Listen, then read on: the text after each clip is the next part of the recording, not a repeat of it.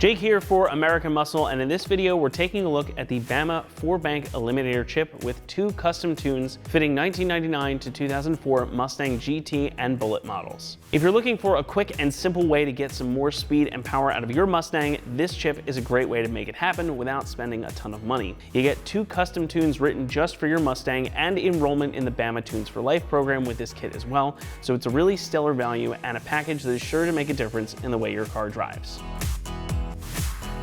Diving right in on numbers here, we tested our 99 GT that you see behind me on our in-house dyno. Now our car is a manual transmission and it runs 93 octane fuel. We did all of our runs in 4th gear, which is that ideal 1-to-1 ratio that you want.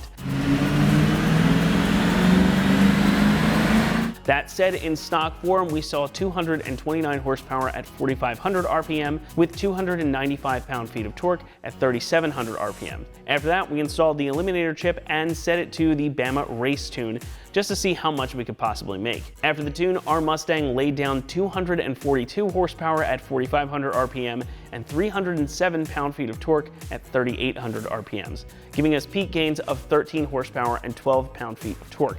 Not bad at all for an otherwise stock 4.6. More impressive still is the fact that we saw power increases all the way through the rev range, as you can see from our graph. Now the Bama tune also ups your red line from our stock 5,700 to 6,200 RPM. And we saw consistent smooth gains throughout the rev range. Now the biggest curve gains came in at just about the 5,000 RPM mark though, with 13 horsepower and 13 pound-feet of torque there as well. Like I said, it's very consistent, and having more power up top in this engine is great, since that's where these naturally aspirated V8s tend to fall flat. Now this 4-bank eliminator chip is unique in the world of tuners. Instead of needing a separate module that requires you to stop and reprogram the ECU as you do on many newer vehicles or with something like a handheld tuner, this is a chip that makes some quick pre-programmed changes to your Mustang. Specifically with this one, you get two custom tunes written by the experts at Bama specifically for your car. So if you already have some other mods on there like an intake or an exhaust, those tunes can take those into account and get you more power and response.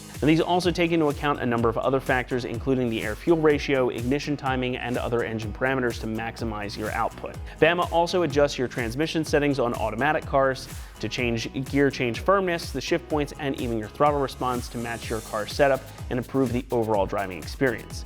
Now you do get two tunes here, a performance tune and a race tune. Now, the race tune is best suited to the track or the drag strip, whereas the performance tune is designed for the street and can best be described as an aggressive but daily driver-friendly setup. It can also be tailored for 87 to 93 octane fuel as well, depending on what's available in your area and what you want to run in your car. Now the race tune gets you the most power with further adjustments to timing, fueling, and throttle response. This one is the no holds barred tune, and it's designed for 91 to 93 octane E85 or even race fuel. One note though is that if you are using E85 or race fuel, you're going to need to run larger injectors, which you would need to purchase separately. Now this setup also allows you to switch between those two tunes on the fly, so no need to stop down and reset your car. If you want more power, just turn the dial and you're off. If you want to return it to stock as well, you can do that right here on the dial too. Now you can mount this very discreetly too, so nobody even has to know what you've got up your sleeve. Best part though is that buying this particular setup also means that you're enrolled in the Bama Tunes for Life program, so you can get free custom tunes for as long as you own your car. Now that's great if you plan on keeping your car a while or if you plan on doing further modifications down the road, and for the price you're paying, it's really an exceptional value. Now this one is a bit of a tricky thing to talk about construction-wise, since you really don't see most of it. Basically, this is a chip that plugs in to the back side of your ECU. Now no other modifications or wiring is needed though, just plug the dial into one side of the cable, plug the other side of the cable into the chip, and you're ready to go. Now the kit does of course include this pre-wired 6-foot cable and the switch that we were talking about earlier, so you can mount this up wherever you want or keep it hidden away. Pricing comes in at about $325, which for all you get here, especially those custom tunes, is really a stellar price. Getting custom tunes written, especially after your initial purchase, can prove a headache and can easily get expensive. This is a one-time purchase and you get all the power you want, plus the custom tuning and support. Truly, I can't overstate the value here. Just getting those tunes written for your car elsewhere would likely cost you just as much, if not more, and you'd still need a way to get it loaded onto your car. This chip solves that, and you get custom tunes for the life of your car, which is really a deal you can't beat. Installation is going to get a 1 out of 3 on our difficulty meter and should take you about 2 hours to get everything plugged in and working. Now you do need to access your car's ECU, which is in the passenger side footwell, and it makes things a little bit more complex. But otherwise though, it's really just plugging it in. So that said, let's jump over to the Mustang behind me and I'll show you the process. Tools used in this install include a clip removal tool, panel removal tool, a 1/4-inch drive ratchet with an extension, 5.5mm, 7mm, 8mm, and 10mm sockets, plastic razor, and a Brillo pad or other abrasive compound. All right, now it is time to start installing the Bama Eliminator chip on our 99 GT here. We're under the hood. The first thing we're gonna do is pull the negative terminal off the battery so we kill the power to the ECU. So we'll start with that. So we're gonna start by taking off the negative terminal on our battery. I've got my ratchet and an 8mm socket. Just gonna loosen that up. Make sure I'm going the right way first. There we go.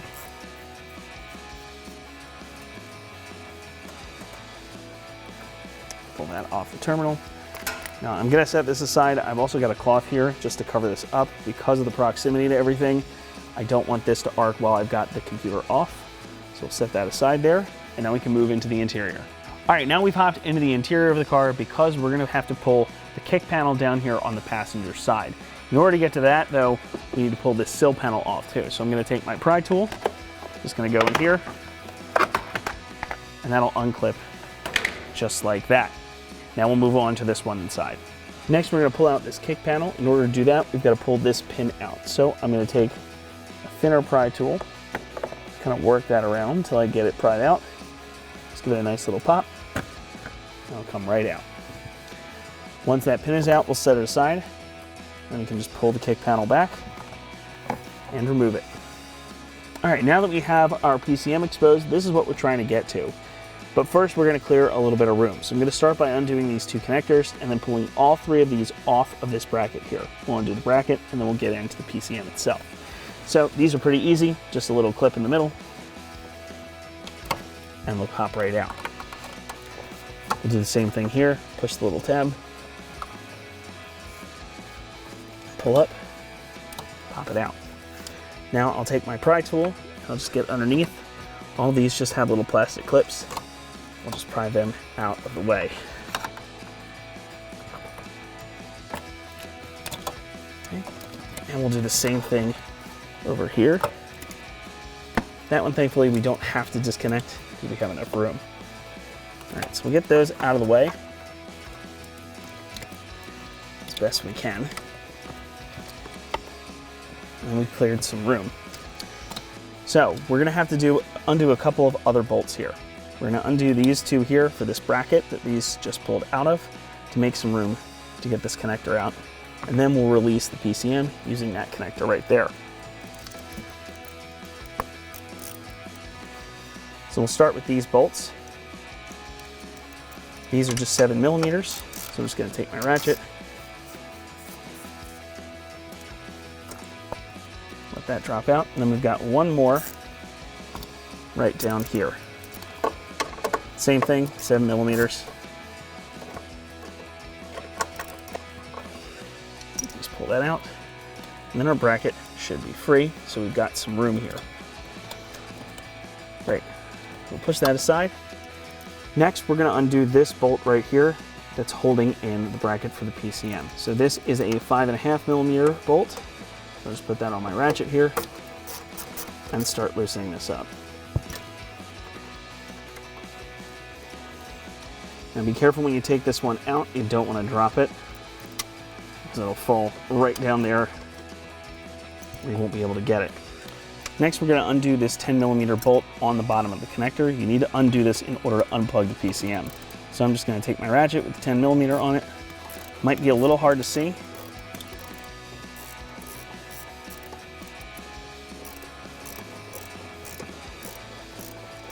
You might be able to see as this is coming out, this connector is actually coming loose, which is exactly what we want. We're going to be able to pull that off so we can pull the ECM all the way out.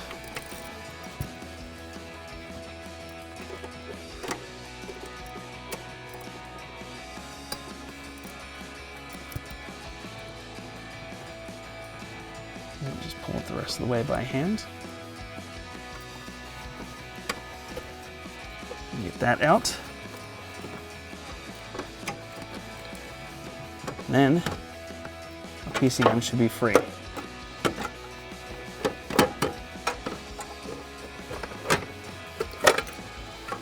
we go. All right, now that we've got the engine computer out of the car, we're gonna go ahead and open the case up. Now there are 6 of these bolts up top.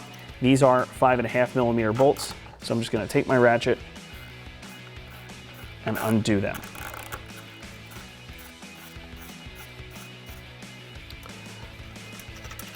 We'll set these bolts aside. Obviously, we're gonna need them again. Now, I wanna make a point to say, you can just pop this cover off to get to where we need to go, but for the sake of showing it on camera and also for the ease of actually our next step, I would highly recommend taking the case apart like this.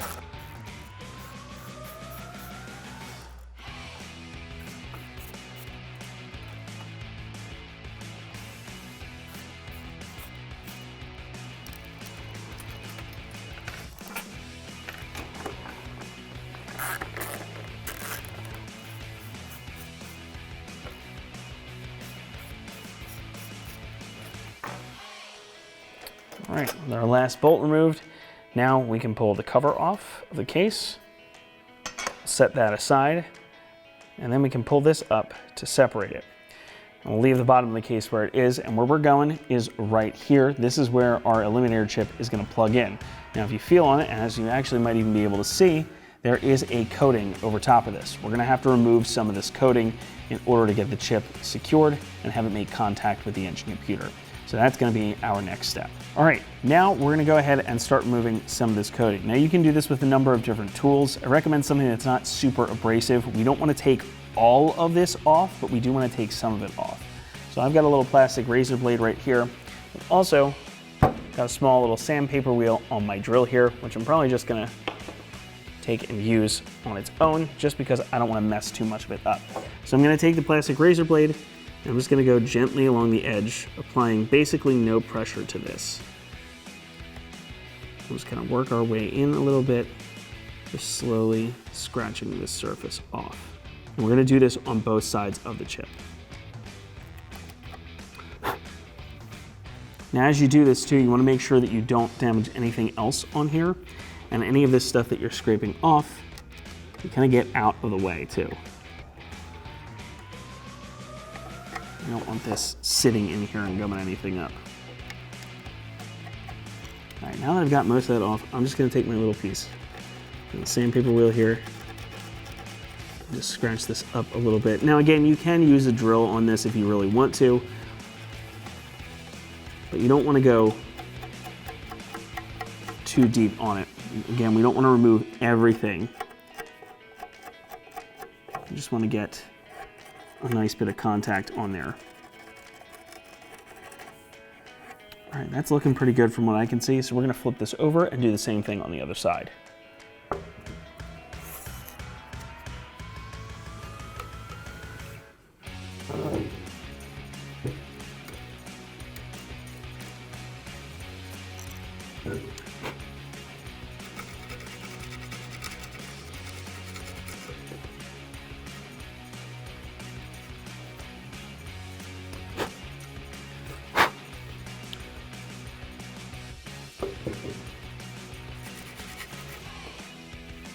Again, you don't want to take this all the way down. You should still feel a little bit of that stuff on there. It's a bit of a trial and error process.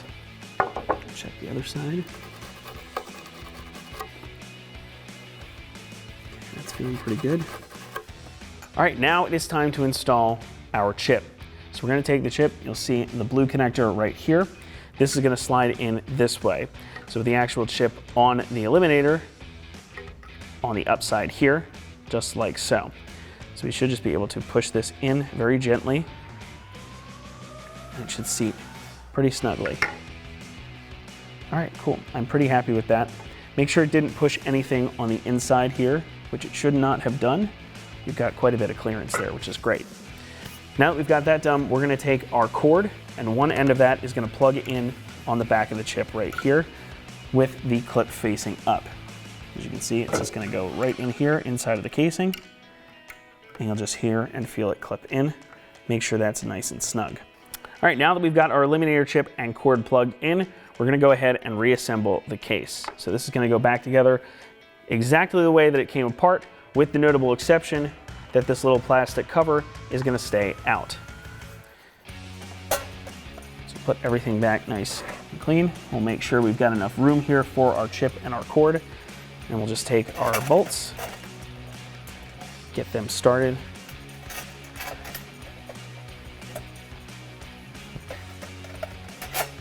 Now, especially with something that's kind of made of a soft metal, and especially with sensitive electronic components like this, I always like to start these bolts by hand to avoid cross-threading it. Especially since we're gonna have to put this car back to stock when we're done with this. I'm just gonna make sure I get all these started. Now, if they fight me at all, like this one did a moment ago, you can always go backward until you hear a little click, just like that. And you know the threads are properly seated. Do the same on this one. There we go. This one's nice because it makes a really audible noise when those threads seat. And we'll take our ratchet. We'll just go ahead and tighten these down. Now, these don't have to be super duper snug. In fact, you don't want them to be super tight. You might strip those bolts out.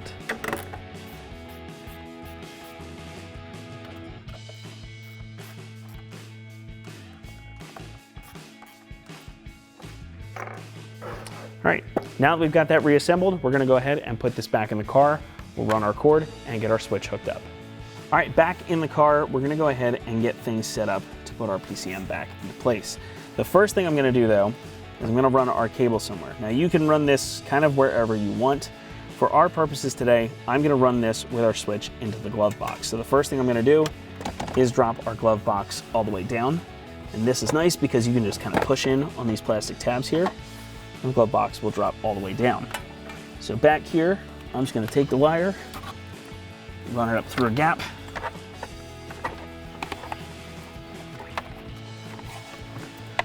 Get it up in here. So we've got plenty inside of the glove box. I'm gonna make sure this does not pinch when I close it. We should be good there.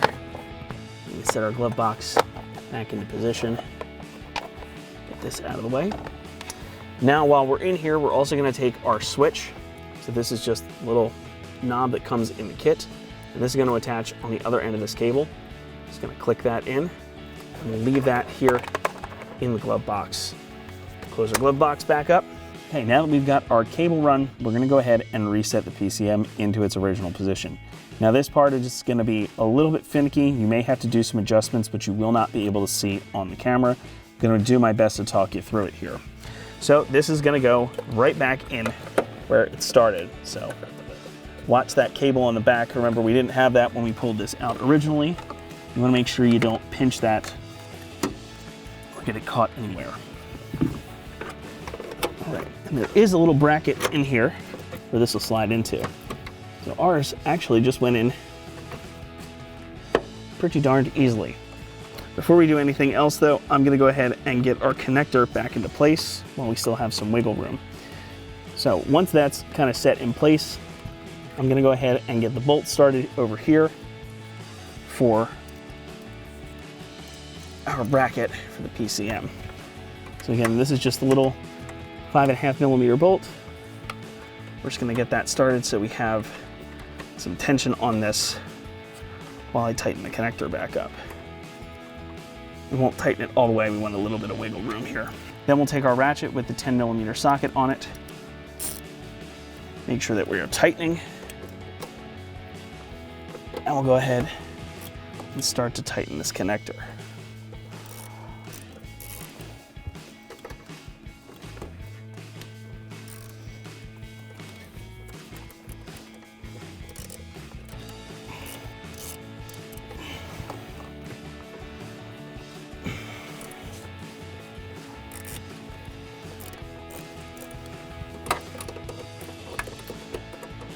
Might take a little while to get this started, but it should go nice and easy. Don't force it, because you don't want to bend any of those pins in there.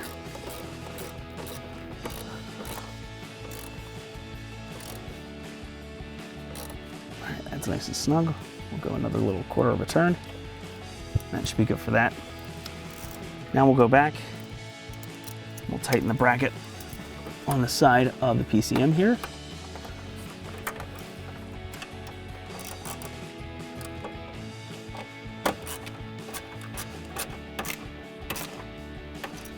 Okay. Good, that's nice and snug. Now we can reattach our bracket and these other connectors down here. Next, we'll go ahead and reattach this bracket we took off earlier. Again, these are the small gray 7mm screws. I'm going to start with this bottom one here because that one's a little bit more difficult to get aligned. Let's get that started. And we'll get the top one started and we'll go back and tighten them down. Okay, once those are in, go ahead and take our ratchet here. And we'll tighten these down.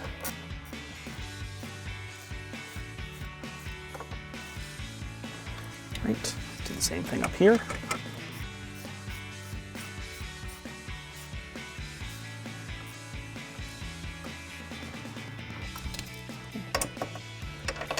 Double check that those are nice and tight. You also want to check here too, you've got clearance on the PCM plug, which we do, which is great. All right, now once we're done with that, we can go ahead and start plugging our connectors back into place. So I'll pull everything kind of back where it was. We'll start with this gray one. That plugs in right here. We'll connect these two together, and they're going to plug in the center here using that pin. And the gray one clicks back in. Now this has an aligning pin on it. Yours may or may not have that still. That'll just clip right back in here.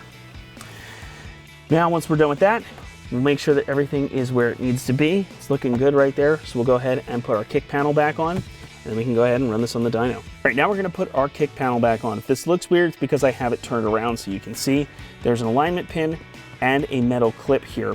Those are gonna go metal clip and alignment pin respectively.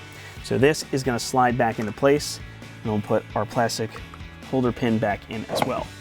It's gonna go just like so on the outside of the pinch weld here, and that, and you should hear it click into place like that. Then we'll take our alignment pin. It's one little hit, should bring it right back into place. Now we'll go ahead and put our sill plate back on. Last piece to put back on is our door sill cover. So we're just gonna take this, you see there's two large aligning pins. They're gonna go here and here respectively.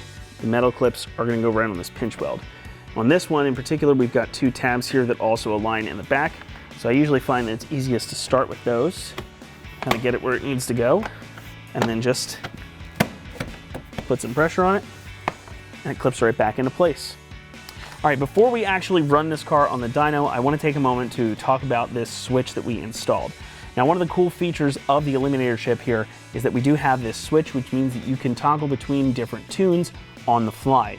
Now, we would recommend that you do this while the car is stopped, not while you're in motion, just because the computer may have a tendency to hiccup or so. So make sure you're stopped, you can switch this up. So this is a little 8-position switch. When you get your email from Bama with the tunes, you're gonna get a couple of pieces of information.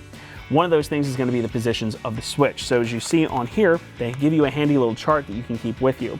Position number 2 and position number 3 for us are our tunes. So position 2 is the 93 race one, position 3 is the 93 performance one. Now that came in the email, I filled this in earlier. As you can see in highlighted in red here, position 4 is the stock one. So we can start with our car in stock mode as it is now. And if I switch it back to position 3, that's the 93 performance one. Position 2 is the 93 race tune.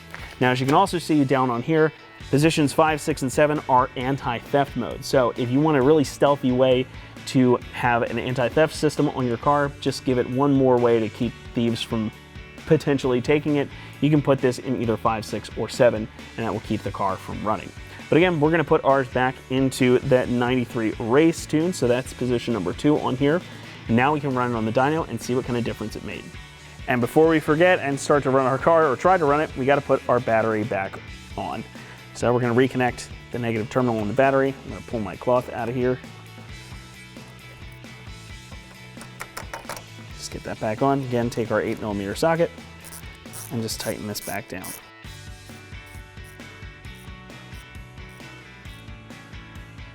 All right, that's going to wrap it up here for our review, install, and dyno test of the Bama 4-bank eliminator chip with 2 custom tunes fitting 1999 to 2004 Mustang GT and Bullets.